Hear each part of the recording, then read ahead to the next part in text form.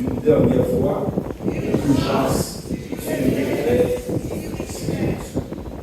L'urgence du réveil spirituel. C'est autour de ce sujet que va vous entretenir cela. L'urgence du réveil spirituel. Mes frères et sœurs en Jésus-Christ, pour être en bonne santé physiquement, le sommeil est indispensable. Il faut suffisamment dormir pour être en bonne santé physiquement. On ne peut pas avoir une bonne santé physique sans le sommeil. Si vous n'avez pas un bon sommeil de qualité, on ne peut pas avoir une bonne santé. Ça, c'est sur le plan physique. Mais cependant, au point de vue spirituel, le sommeil représente un grand danger pour notre relation avec Dieu. Le sommeil spirituel représente un grand danger dans notre relation avec le Seigneur.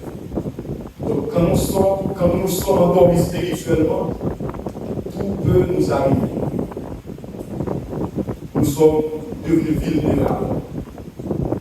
Nous sommes devenus passifs aux choses de Dieu.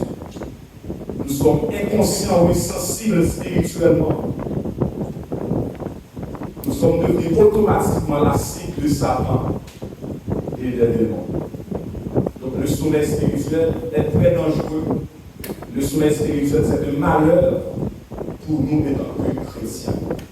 C'est pourquoi, frères et sœurs, il est très important et il est indispensable de rester toujours éveillé spirituellement. Malheureusement, nous vivons dans un temps ou dans une période où l'Église de Jésus-Christ est plongée dans un profond sommeil. Les chrétiens actuels deviennent insensibles à la voix de Dieu. Nous vivons un temps de refroidissement spirituel. Nous vivons un temps de froideur ou de tiédeur spirituelle. Malheureusement. Dans cette triste situation où l'Église se trouve, donc le réveil spirituel devient urgent et très urgent. Autrement dit, le réveil spirituel devient le plus grand besoin de l'Église actuelle. Parce que le sommeil spirituel est très dangereux. C'est dans ce contexte-là, frères et sœurs, qu'on a formulé ce sujet, l'urgence du réveil spirituel. Puisque le réveil est urgent, il va falloir qu'on définisse le réveil spirituel. On va en parler de son importance. Et troisièmement, on va parler les étapes essentielles à franchir pour expérimenter le réveil spirituel. Amen. Tout d'abord, par définition, le réveil spirituel se définit comme étant le moment où Dieu se révèle dans une sainteté terrifiante et une puissance irrésistible. Il s'agit du moment où Dieu visite le monde des hommes en leur communiquant une vision toute fraîche de sa gloire et de sa grâce. Le réveil spirituel,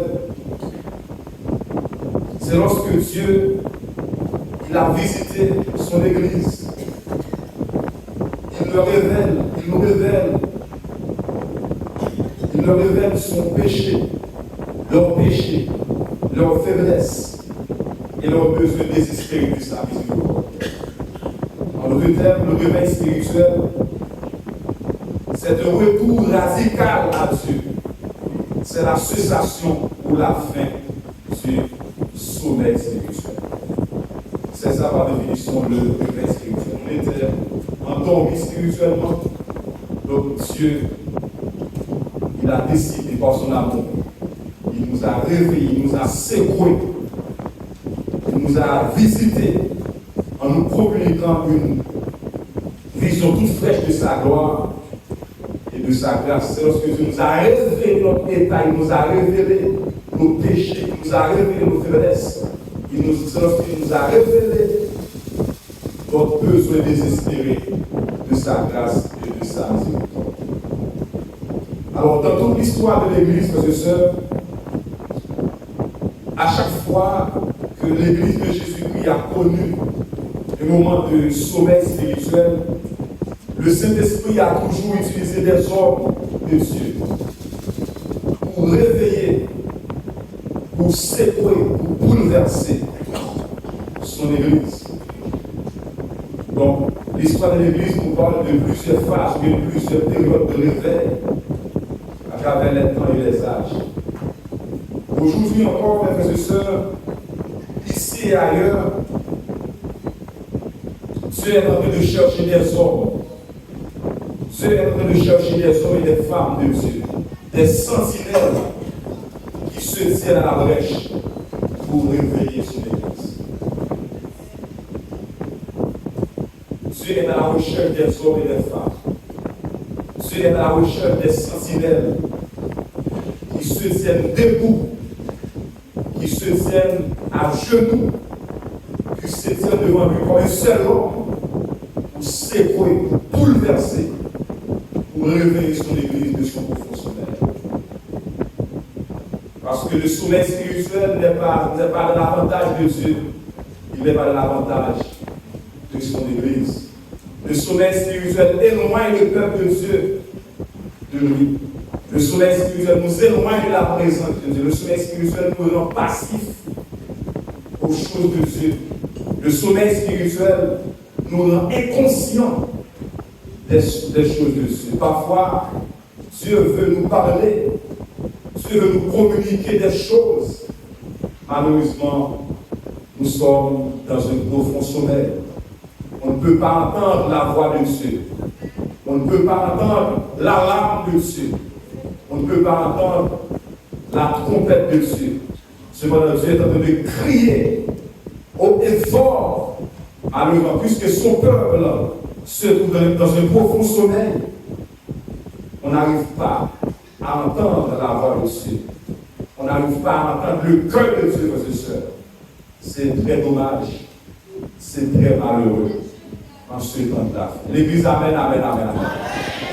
C'est pourquoi le réveil spirituel n'est pas seulement nécessaire, le réveil spirituel n'est pas seulement important, mais c'est une urgence. Nous sommes dans une urgence.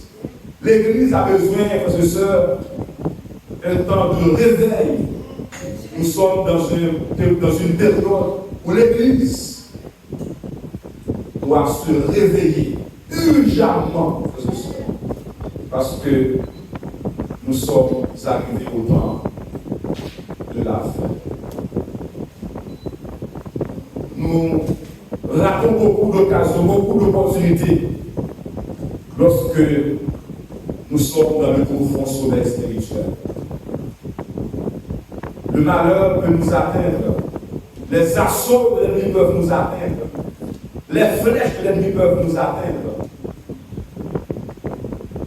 parce que nous sommes dans le sommeil spirituel. Quand il y a le réveil spirituel, le peuple de Dieu est restauré de son état de rétrograde. Il est restauré de son indifférence et de son inactivité. Lorsqu'il y a le réveil spirituel, frères et sœurs, le peuple de Dieu devient préoccupé par les choses de Dieu. Il devient intensément fervent dans la prière. Il se rend à la maison de Dieu plus fréquemment en recherche de communion et pour adorer le seul vrai Dieu créateur. Lorsqu'il y a le réveil spirituel, le peuple de Dieu grandit dans une fête et une soif pour sa parole. Les croyants croissent dans la passion des âmes et deviennent profondément soucieux du combat spirituel appelé pour les perdus. Quand il y a le réveil spirituel, la prédication reprend la prééminence et des multitudes se répandent et se convertissent au Seigneur. Donc le réveil spirituel est important. Le réveil spirituel est urgent. parmi le peuple de Dieu. C'est une nécessité, mes sœurs. C'est une urgence. Moi et vous, nous devons nous réveiller enfin du sommeil. À travers ce texte que nous venons de lire, il est question de l'apôtre Paul, à la lumière de ce texte. Paul, à travers ce texte, a lancé un appel d'urgence par rapport à l'imminence du retour de Jésus-Christ. Paul voulait alerter les chrétiens de l'époque que Jésus-Christ peut revenir à tout moment, brusquement, soudainement, à l'heure où nous ne pensons pas. C'est pourquoi Paul, sous l'onction de l'Esprit de Dieu, sous la tutelle de l'Esprit, eh bien, il a sonné une trompette. Il a lancé un appel d'alarme.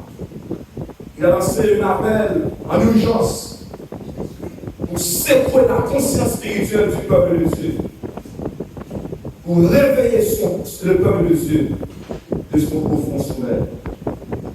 Paul a exhorté les chrétiens de Rome qu'ils doivent se réveiller en se dépouillant des œuvres des ténèbres, en se dépouillant des œuvres de la chair, du péché, du mal, des mauvaises habitudes, et se revêtir des armes de la lumière, se revêtir de Jésus-Christ, afin d'être toujours prêt pour le retour imminent de Jésus-Christ. Puisque le retour de Jésus-Christ est imminent, c'est-à-dire Jésus-Christ revient très bientôt, le peuple de Dieu doit se réveiller. Parce qu'un peuple endormi, tous les chrétiens, frères et sœurs, qui sont en train de dormir spirituellement, vont rater le retour imminent de Jésus-Christ, malgré ça. Tous ceux qui sont en train de dormir spirituellement, ils vont rater l'enlèvement de l'Église qui aura lieu bientôt et très bientôt. Donc, à travers ce texte, nous aussi, en tant que chrétiens, nous devons éprouver, parce que c'est cette même nécessité. Nous devons éprouver cette même urgence. Nous devons éprouver ce même besoin de nous réveiller spirituellement. Selon Apocalypse chapitre 3, verset 11, la Bible dit que retiens ce que tu as, afin que je viens bientôt, retiens ce que tu as, afin que personne ne prenne ta cour. Donc, puisque Jésus-Christ revient bientôt et très bientôt, on doit se réveiller. On doit se réveiller, mes sœurs, pour attendre le son de la trompette de Dieu, pour attendre l'enlèvement de l'Église qui aura lieu à l'heure où nous ne pensons pas. Maintenant, puisque le réveil spirituel est urgent, puisque le réveil spirituel est important, mes sœurs, la question qu'on doit se poser ce matin, qu'est-ce qu'on doit faire pour se réveiller spirituellement? Quelles sont les étapes à franchir pour se réveiller spirituellement? Donc, à la lumière de la parole de Dieu, je vais vous communiquer rapidement 5 étapes essentielles à franchir pour se réveiller spirituellement. L'Église, amen, amen, amen. Nous sommes bénis soit l'Éternel. Bénis soit l'Éternel. Alléluia, gloire. L'une des étapes essentielles pour se réveiller spirituellement, il faut qu'il y ait une prise de conscience accrue de son état. Il faut qu'il y ait une prise de conscience accrue de son état. Lorsque nous lisons Jacques chapitre 4, verset 9 et 10, écoutez ce que dit la parole de Dieu. Sentez votre misère, soyez dans le deuil et dans les larmes, que votre rire se change en deuil et votre joie en tristesse. Ça, c'est un appel à une prise de conscience. Verset 10, humiliez-vous devant le Seigneur et il vous élèvera. Sentez votre misère, frères et sœurs. On ne peut pas se réveiller sans prendre conscience de notre état. On doit être conscient que nous sommes dans le sommeil spirituel. C'est d'abord une prise de conscience. Toute action, toute bonne action doit commencer par une prise de conscience. Pas de réveil spirituel sans une prise de conscience. On ne peut pas se réjouir, frères et sœurs, de notre état malheureux. On ne peut pas se réjouir dans le sommeil spirituel. On ne peut pas se réjouir. On ne peut pas se réjouir, frères et sœurs. Il y a une urgence. Le texte nous dit, soyez dans le deuil et dans les larmes. Que votre rire se change en deuil et votre joie en tristesse. Vous savez, frères et sœurs, il y a un problème qui a crasé l'humanité, moi, ma veille, pour soit les responsables bien nous-mêmes. C'est un problème de conscience, de prise de conscience. Personne parle de conscience de tâche. Tout le monde veut faire semblant. Parfois, nous malades pour mourir, nous ne parlons pas le médecin. Comment ça va? Tout va bien, parfaitement bien. Cependant, au moins, cancer à plonger. Au moins, c'est avec ta plonger. C'est pareil au côté spirituel. Tout le monde veut faire semblant que nous sommes bons chrétiens.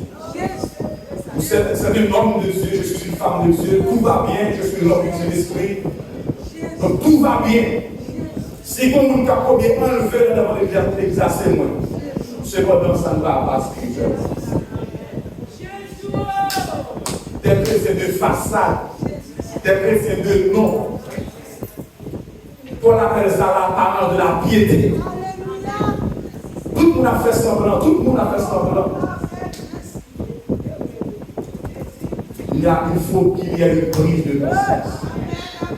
Est-ce que vous êtes en bon état spirituellement? Alors physiquement ce matin, vous êtes très beau, bien habillé, bien costaud. Mais la question que j'aimerais vous poser, quel est l'état de votre âme? Quel est l'état de votre vie spirituelle? Alors physiquement là, tout va bien. Tout va bien. Mais si le Seigneur ciblait l'église, on a fait un IRM, on a fait une radiographie, de sonographe, on scanner, qui ça va promettre? Est-ce que spirituellement nous sommes en bon état? Est-ce que spirituellement nous sommes en bonne santé? Frères et sœurs, Jésus-Christ, priez, chanter, priez, adorer, prions, pas plaisir que vous en bonne santé spirituelle. Ou capable de chanter bien costaud, ou manifester des dons, ou parler en langue, mais spirituellement vous êtes morts. Spirituellement vous êtes malades, frères et sœurs. C'est dans les cas de l'église des salles. Jésus dit l'église non, c'est l'église des salles. On va faire semblant qu'on est en bonne santé. On va faire semblant que tout va bien. Mais vous êtes morts. Vous êtes morts, frères et sœurs. Dès qu'on tombe lorsque nous en Haïti, c'est souvent lorsque nous avons de nuit. Et puis, lorsque nous arrivons dans les 11 heures, nous commençons à fatiguer. Et puis, il a dormi. Il faut la dormir, la gonfler. Et nous approcher pour nous dire, frère, il va dormir. Non, il ne va pas dormir, non, il va pas dormir. C'est pas où elle a dormi. C'est ça qui veut l'église de nos jours. Le monde, ouais, ça va bien, mais nous, pour nous, ça, tout va bien. Le monde, les parents, ouais, ça va bien. Disons, ça ne va pas. Parce que pour nous, tout va bien. Il faut qu'il y ait une prise de conscience. Pour se réveiller spirituellement, il faut d'abord une prise de conscience. Pour qu'on conscience pour le spirituel.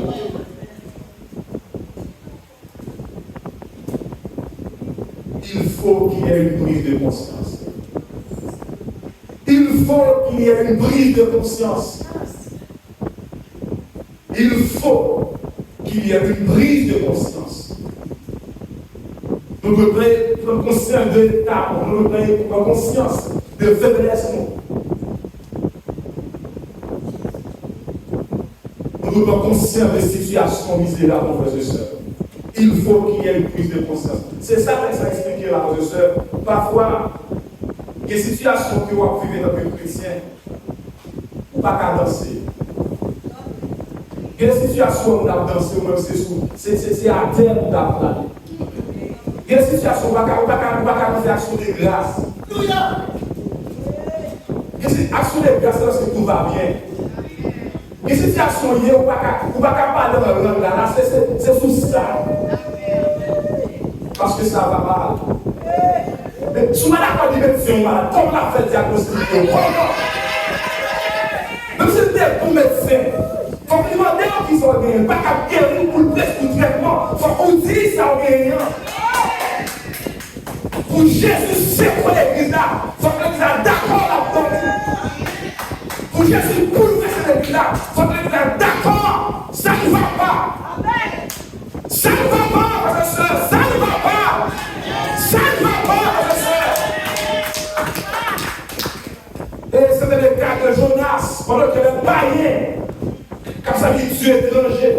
Ils ont un bateau à couler, mais Jonas a dormi. Jonas, homme de Dieu, prophète, qui recevra l'Esprit de Dieu. Pour les autres, les païens, qui ne pas comme les conseillers, ouais, ça ne va pas. Ils ont un bateau à noyer. Mais Jonas est tranquille. Jonas est tranquille. Et ça, comme le Christ texte, où est-ce que Jonas t'a dit le sur, on le veut prier. Où est-ce que les païens, qui ont Jonas? On le veut prier, non? On le veut prier. Parce que le bateau est en danger. C'est ça qui arrive là. Parfois, on a devoir côtoyer des païens. Les païens, ouais, ça ne va pas. Mais soi-disant chrétien, c'est comme si on est aveugle, frères et sœurs. On ne voit rien. Cependant, il y a un danger imminent. Mais nous parlons de ça. Il faut qu'il y ait une prise de conscience, frères et sœurs. Sans cette prise de conscience, frères et sœurs, il est impossible de se réveiller spirituellement. Deuxième étape essentielle, non seulement il faut qu'il y ait une prise de conscience, deuxième étape essentielle pour expérimenter le réveil spirituel, la prise de conscience ne suit pas. Il faut se repentir sincèrement. C'est la deuxième étape essentielle pour expérimenter le réveil spirituel. Il faut se repentir sincèrement. Si vous regardez avec moi, Joël, chapitre 2, versets 12 et 13, la Bible dit, maintenant encore, dit l'Éternel, revenez à moi de tout votre cœur, avec jeûne, avec pleurs et avec lamentation. Déchirez vos cœurs et vos vêtements, et revenez à l'Éternel, votre Dieu, car il est compatissant et miséricordieux, lent dans la colère, riche à monter, et il se répand des mots qu'il envoie. Ça, c'est un appel à la repentance. Tout vers le veille, frères et sœurs, passe toujours absolument par la repentance. Pas de réveil sans la repentance. Il est impossible de se réveiller, frères et sœurs, tout en étant dans le péché. Pour vivre le réveil spirituel, on doit se débarrasser du péché. On doit se débarrasser du mal. On doit se débarrasser de toutes nos mauvaises habitudes. Par contre, vous faites constat ça, moi, vous faites remarque ça pendant que vous êtes plus jeune, pas trop longtemps. Et bien, surtout lorsqu'il fait froid, et puis vous faites pipi, octobre vous faites pipi, vous parlez nous compte. Nous passons l'étape, par contre, si nous décidons de comme ça, on nous dépasse l'étape ça. On dépasse l'étape ça, on fait pipi sous. Si vous avez froid, c'est là que ça donne un vivant. C'est là que ça donne un. Vous avez du mal pour révéler ça. C'est là que ça donne un vivant. Et c'est pareil, frères et sœurs, lorsque on a dans le péché, il est difficile de réveiller. Lorsque le péché embarrassé, lorsque nous donnons dans le péché de mal, il est difficile et même impossible. Il faut que vous d'accord repentir de tout péché. Pour qu'on réveille spirituellement. Il faut se repentir. On doit se repentir. On doit se repentir. Par contre, qui ça qui nous a vu matin pour que Jésus a commandé au matin, ou séparer de nous. Peut-être c'est comportement, peut-être c'est habitude qu'on est, peut-être c'est au niveau de pensée, pas qu'on est. Mais on doit se repentir. Repentir du mal, repentir du péché. On doit se repentir sincèrement. Le texte nous dit déchirez vos cœurs et nos vêtements. Très souvent, nous lançons un appel, la petite jeûner. Tout le monde a habillé en blanc. Tout le monde en blanc. Mais cependant, vêtements noirs en blanc. Est-ce que la vie, non, les sanctifie? Des fois, c'est robe blanche que nous avons, c'est mouchoir blanc que nous avons, l'avion n'est pas en bon état. On doit se repentir de ça. On doit se repentir du péché. On doit se repentir du mal. Je dis, en plus, l'assemblée, c'est parce que nous voulons faire du spectacle.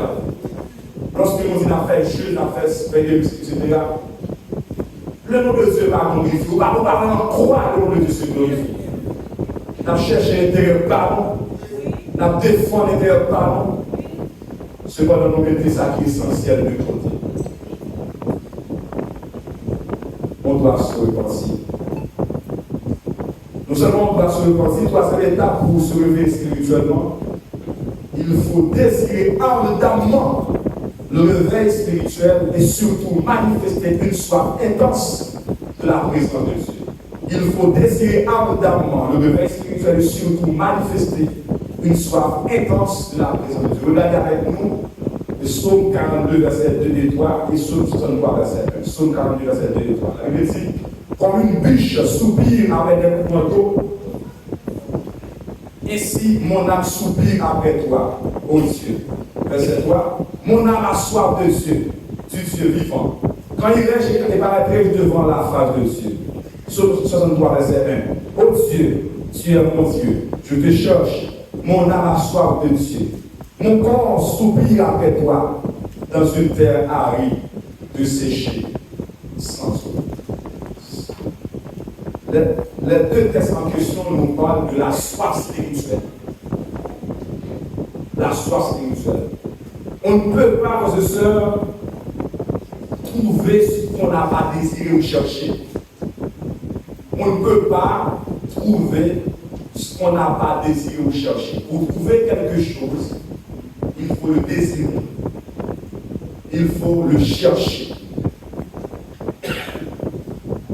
Pour vivre le réveil spirituel, on doit désirer le réveil spirituel. On doit aspirer, on doit s'aspirer au réveil spirituel. Et non seulement ça, il faut manifester une soif intense de la présence de Dieu.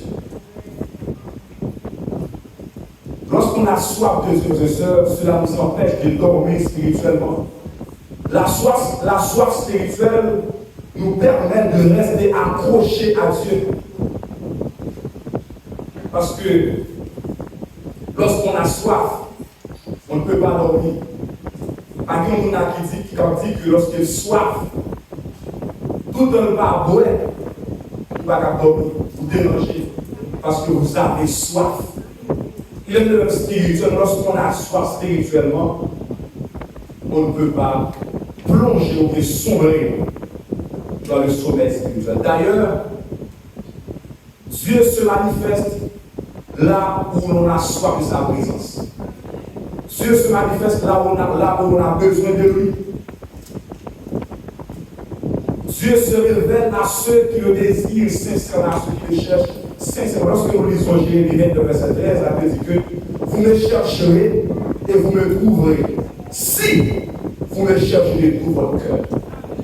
Dieu se révèle, Dieu se manifeste là où on a soif, là où on a la soif de sa présence.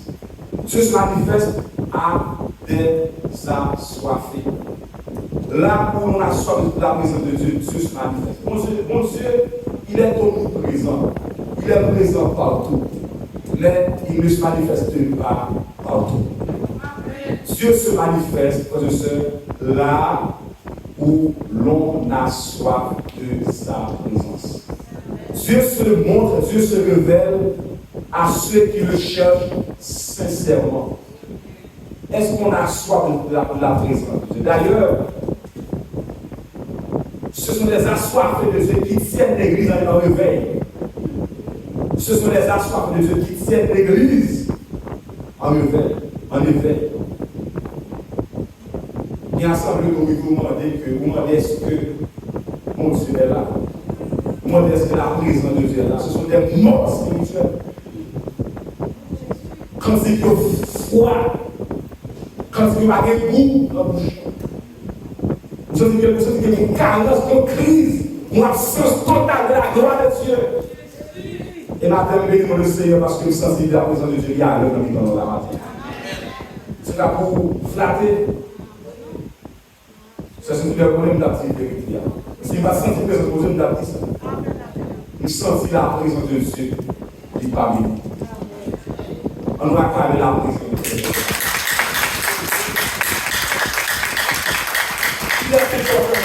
On doit désirer le réveil spirituel.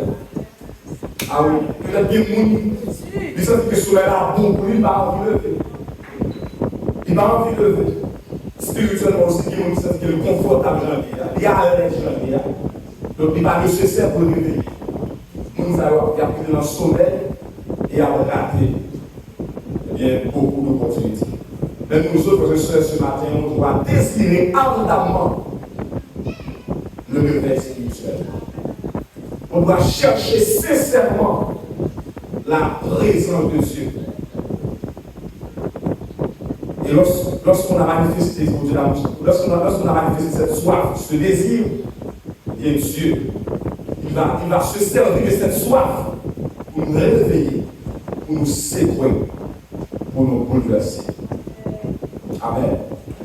Et quatrième étape, frères et sœurs, pour se réveiller spirituellement, quatrième étape, non seulement il faut qu'il y ait une prise de conscience à tout le résultat. Deuxièmement, on doit se repentir sincèrement. Troisièmement, il faut désirer ardemment le réveil et surtout manifester une soif intense de la présence de Dieu. Quatrième étape essentielle pour expérimenter le réveil spirituel, il faut se connecter au Saint-Esprit. Il faut se connecter au Saint-Esprit. Le réveil spirituel ne se fabrique pas. On ne peut pas fabriquer un réveil spirituel. Et nous avons mon saisissement, lorsqu'on parle de réveil, c'est le réveil spirituel. On ne va pas parler d'activité qu'on a fait chaque année pour ramasser l'argent, pour faire affaire. On parle de réveil spirituel, là où Dieu, eh bien, il vraiment, quand la présence de Dieu, il pour réveiller, pour le faire, pour conserver, quand que la présence de Dieu, il bouleverse la vie des gens, quand que nous prenons conscience de faiblesse, nous sortons dans l'état malheureux que nous sommes, eh bien, nous restons connectés, branchés, attachés de la présence de Dieu. Donc, comment se fait-il au monde qui a fait 4 jours de réveil par le monde qui veut penser? Nous devons faire le réveil spirituel.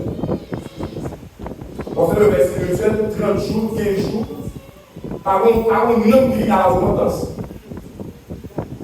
Pas jamais réveil dans toute l'histoire de l'Église par la repentance. Quand on a pleuré, on a larmes, on a tombé à confesser ses péchés. Et là, quand on a fait l'argent, dit, ça, on dit ça, sous 30 plus 60, sous 60, 120. Ça, ce sont des activités religieuses. Ça va réveil spirituel. Donc, le Saint-Esprit, sœurs, il est le déclencheur de tout réveil spirituel. Le Saint-Esprit, c'est lui qui est l'agent de tout réveil spirituel. Pas de véritable réveil spirituel sans l'intervention du Saint-Esprit. Il faut que le Saint-Esprit soit à l'œuvre. Mais est-ce que des fois, nous refusons le Saint-Esprit la place qu'il faut pour l'agir? Nous prenons toute place, nous bloquons la place, nous contrarions le ministère du Saint-Esprit. Le réveil spirituel, c'est un don de Dieu. C'est pas qu'on va fabriquer, etc. Même si vous avez une musicien de ceci, là, c'est la présence de Dieu. C'est le Saint-Esprit par l'œuvre, pas qu'il y ait un réveil spirituel. Lorsque nous lisons Actes chapitre 2, nous avons peut-être un grand réveil spirituel qui était déclenché le jour de la Pentecôte. Quand que l'Esprit de Dieu était manifesté en présence. Et le texte dit que Pierre était rempli de l'Esprit. Les prêcheurs de l'évangile sans micro, sans speaker, toi qui là. Pierre a bien micro, il a bien speaker, il a bien musique, il a bien musicien, sans micro. Sans micro. Je sais un micro, le speaker, le tout le bagaille. Mon comme il est. Parce que ce révèle la voix, il va une belle voix, belle vision. C'est une option. On va une belle voix, une belle vision. Nous maîtrisons la communication, mais sans grâce, sans option. Nous parlons bien, frères et sœurs. Mais sans onction, sans puissance. M'encourager pour une belle voix, c'est bien. Mais marier le voix avec une onction. Bien pour lui très bien, au monde qui chante très bien. Mais si pas l'onction, la difficulté, ça va moyen. Pour être efficace, il vous faut l'onction. Bel discours va suffire. Des fois, mon chante fait tout, va faire alto sur le piano, etc. Mais sans grâce, sans puissance, sans la présence de Dieu. On envie. Et lorsqu'on parle, frères et sœurs, c'est au cas de respect de la calamba. Il faut qu'il y ait un boubaille. Ou une équipe dirigeante qui va de la prière. Qui dit qu'à la église dans les réseaux sociaux qui est fidèle. À mon petit temps pour chercher mon Dieu. Et puis le matin, on vient dans le monde, le monde, ça c'est du théâtre. C'est du spectacle. Réalité. Il faut que la prière. Réaliser, nous dit non à ma vedette, nous dit non à ma vedette, à ma star, vivotion. Nous dit comme vedette, nous dit comme superstar, nous dit sensation.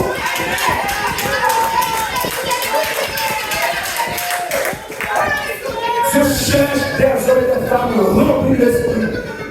Je cherche des hommes et des femmes à genoux. Des hommes et des femmes campés. Comme si c'était Jésus, mais qui ont onction.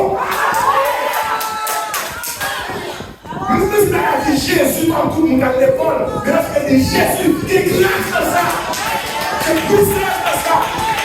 Parce que quand on a chanté, parce que Jésus est la présence, on dit présence pour venir à l'œuvre.